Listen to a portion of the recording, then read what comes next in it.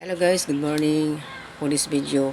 So, nais ko magpasalamat sa mga donation na dumating po sa akin ng isang araw at hanggang ngayon. Today, may pera na ako, ito na. Yung pirang hawak ko ngayon ay i-donate po natin doon sa charity event. Doon sa Santo Niño sa Cotabato. Doon po sa barangay sa Teresita, Santo Niño, South Cotabato. Ang pirang na ito ay galing po ito sa mga nagdo-donate sa aking Facebook page, no? So ngayon is 57,500 ang pira na ito. Lahat ng ito, yan, kita po ninyo. Totoo po ito. I-donate po ito natin sa isang batang may cancer.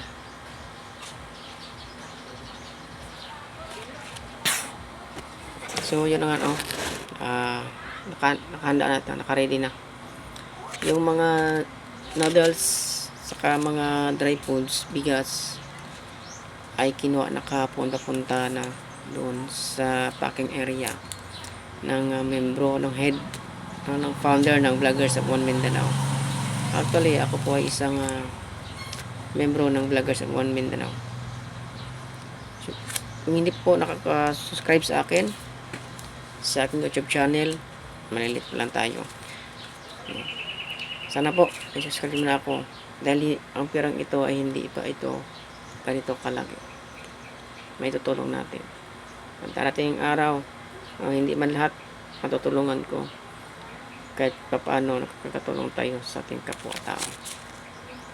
God bless po. God bless po sa lahat ng mag-subscribe sa akin.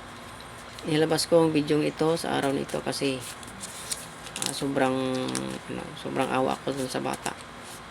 Maraming salamat po sa nag-donate. Yung mga OFW natin, maraming salamat po sa mga cash donation na pinadala sa akin ng through GCash at saka through remittance from abroad. Maraming salamat po. God bless sa lahat po ng sumusuporta sa aking Facebook page na Gonzales Vlog. Ayan po ay kung makatok po ako sa iyong puso, sa iyong mga damdamin, sana dito sa YouTube na ito ay dumami pang ang ating subscriber at marami pa tayong matutulungan. Hindi pa dito nagtatapos yung pagtulong natin sa ating kapwa. Maraming salamat po. Kayo ang panalo.